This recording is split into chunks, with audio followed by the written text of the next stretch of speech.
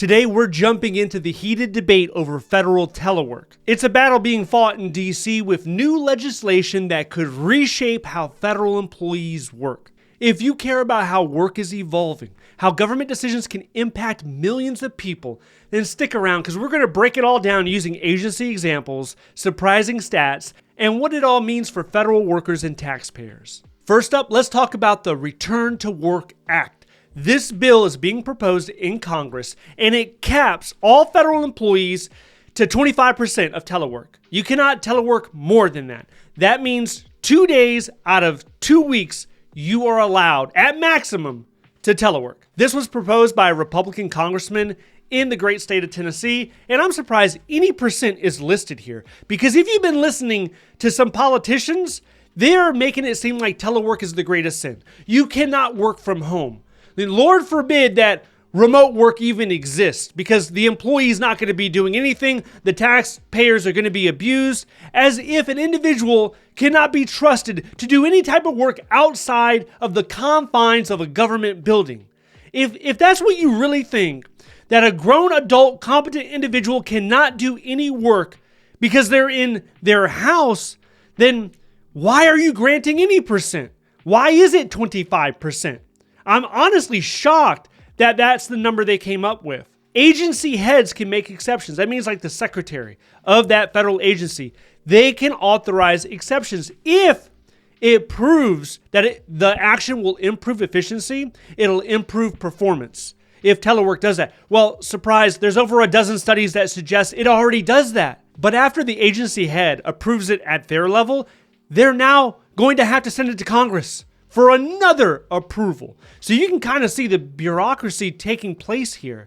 Not only are agencies having to struggle and deal with slow hiring, to hire an individual, if you're lucky, it's 100 days.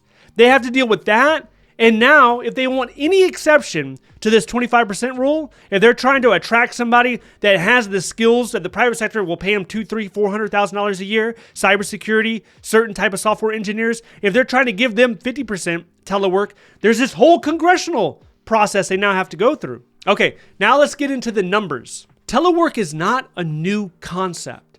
It has existed for over 20 years. Now, was it done more in 2020, 2021 after the pandemic? Yes, it was done more. In fact, there was a certain point that 90% of all federal employees were actually teleworking. Compare that to pre-pandemic levels. In 2019, only 22% of eligible employees actually teleworked. So what is 22%? That is roughly 500,000 federal employees were teleworking before the pandemic ever happened. Now, some federal employees are sitting there saying, well, I never teleworked. That's not true. I worked in the government from 2015 to 2019, and I never teleworked a day. That's you. That's you in your office and your agency, but that doesn't represent the entire federal workforce. I worked for the VA in 2019 before the pandemic, and I was teleworking. My coworkers were teleworking.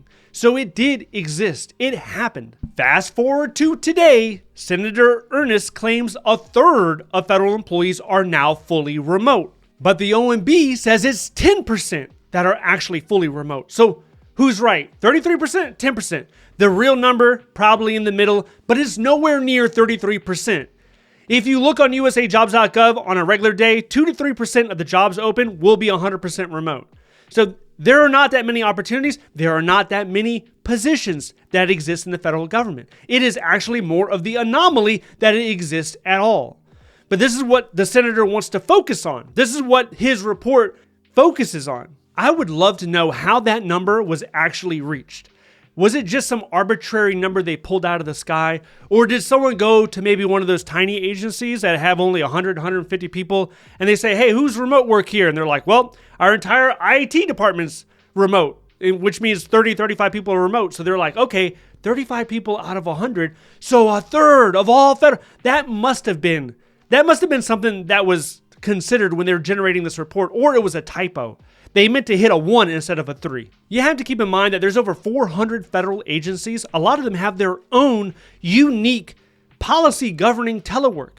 Here's a few examples. Let's look at the VA, the Department of Veteran Affairs. They allow a lot of telework, actually. Over 45% of their workforce has some sort of telework eligibility, which has been critical to providing care to veterans nationwide. Then, the EPA, Environmental Protection Agency. Telework, big part of the culture. Employees over there in positions like policy analysts, environmental research, they're often teleworking several days out of the week. The agency credits that towards their retention rate. Meanwhile, the Social Security Administration, SSA, their union just recently negotiated a telework contract. So this agreement's going to keep telework between 2 and 5 days in a week for most federal employees. Now, when it comes to 100% remote, that makes up a tiny fraction of the SSA. A little more than 1% of their workforce is able to do 100% remote. That's in contrast to that 33% number we mentioned a little bit earlier. This deal is going to run through 2029, and that should mean that telework policies are going to be harder to change even with new legislation. Federal agencies that adopt a stronger telework policy, meaning that they give the opportunity and they allow the employee to choose whether or not they want to telework, they typically rank higher on the best places to work list. That list comes out every year. There's two main areas that are impacted by telework policies. One is morale, and the second one is work-life balance. Now, if you're looking for a federal agency to jump into, you're looking for your first government job, I would encourage you to start attending some of these virtual hiring events. And I push them out every week on a Thursday. I'll give them to you as well. Sign up to the free newsletter down below. But as we all know, not everyone's a fan of telework. A lot of people are looking at accountability. It hurts productivity, especially in consumer-facing agencies. Take the IRS, for example. Telework did help their operation during the pandemic, but currently they're on a 50-50 schedule. So half of the time they're in the office. The other half of the time they can work from the house. Not everybody, but a large percent of the IRS employees are afforded that opportunity. Because this agency is always under the national spotlight, when it comes to their backlogs, when it comes to processing delays, a lot of critics have said, one of the reasons why you can't process the delays, one of the reasons your backlog keeps growing is because people are teleworking. Now, that hasn't been proven true or not. That's just something that critics often say. The IRS's current agreement with their union when it comes to telework, that runs all the way to 2027. Then we have the Postal Service, where most of their workers, they can't telework because of the nature of their job. You got frontline workers out there delivering mail and operating on their vehicles. They're not able to telework. So should the leaders be able to telework? Well, most of them are not able to. And that brings up the question, is it fair? If you look right now, half of individuals are not able to telework. These are people largely in the trades. If you look at the welders, you look at the plumbers and the painters and the food service workers, they're not able to telework. So because one component of the federal workforce is unable to do it at all, should that impact the ability and scope that we're willing to provide to the other half? That's the big question. That's the big debate right now. Is it fair? How fair is it? Can we make it more fair? We cannot have this discussion without mentioning the Department of Government Efficiency, DOGE, being led up by Elon Musk and Vivek. So you have to keep in mind, these are advisors. They will be providing advice. Will this advice be acted on? We don't know that yet. Once that advice, it'll come in a report. The report will hit the president's desk. What will the president do at that point? What will Congress do? That has yet to be seen.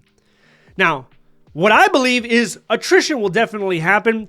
As you request more and more federal employees to come into the office, a lot of these people are going to be looking at the private sector. They're going to be like, hey, I got the skills. I'm going to go ahead and work at Amazon, or I'm going to work at Google, where I know my skills are valued to the extent where I'm able to work at home some of the time. So you will see some attrition that way. But let's not forget the practical implications of telework.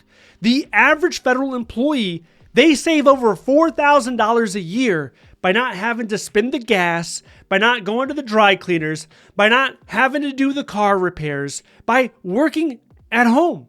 That saves money. And what's more important than money, especially as you get older? If you're over 40 right now, this has probably become more clear to you than ever. What is more valuable than money is your time, because you cannot buy that. There's this interesting story that I heard on a podcast recently where it goes something like this. There's an older guy, there's a younger guy. The older guy says, hey, if I gave you $2 million, would you take it? And the younger guy's like, yeah, of course, give me the money. And then the older guy says, there's only one implication. There's only one thing. And the younger guy's like, what's that? So the older guy says, tomorrow doesn't come. Tomorrow you're done. You don't exist anymore. So you only have it for today. You still take the $2 million? And then the younger guy's like, no, of course not. I want to live, right? Of course not. And then the older guy says, that is the value of your time. It's worth millions. So what are you doing with it? All right, so what's the solution to the remote work, the telework, and the federal government? It's not going to be a one-size-fits-all. It's going to depend on the agent, depend on the specialty. I think that it's here to stay. Telework and remote work, in a way, represents the future. So I don't know who would want to fight against the future. This ability that we've recently had within the last 2 decades, this improves efficiency for everyone. It's not just the worker, it's the employer, saving office space.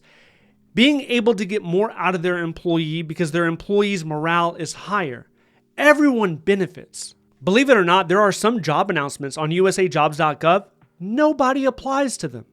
And in other cases, 1 or 2 people apply. Why? It's because of the location. You got positions out there in North Dakota, in Alaska, and you can't get people to apply. How can you entice people? What can you show them? You can show them the money. You can show them a recruitment incentive, sure. But another thing you can show them is telework, maybe even remote work. That will get people more interested. It's been proven that a job announcement gets 3 times the volume of applicants when you make it telework eligible. I was looking at this one job announcement that was located in San Francisco. And not only was it telework eligible, there was a huge recruitment incentive attached to it. But I could tell nobody was applying to it. And the one way I could tell that is when I read the job announcement, they said they were willing to consider non-US citizens. And that's incredibly rare. That is usually only reserved for your surgeons, your plastic surgeons, highly specialized medical professionals, but not just a regular job announcement, not just a regular type of job. And this announcement actually had that. That's when I knew they were hurting for people. Now, if you're still looking for a federal government job, you want to avoid some major mistakes that can really stop you from getting a job offer. If you're interested in that, I want you to check this video out next. If you'd like to see more videos like this, please click like and subscribe. Thank you so much for watching. I'll see you in the next one.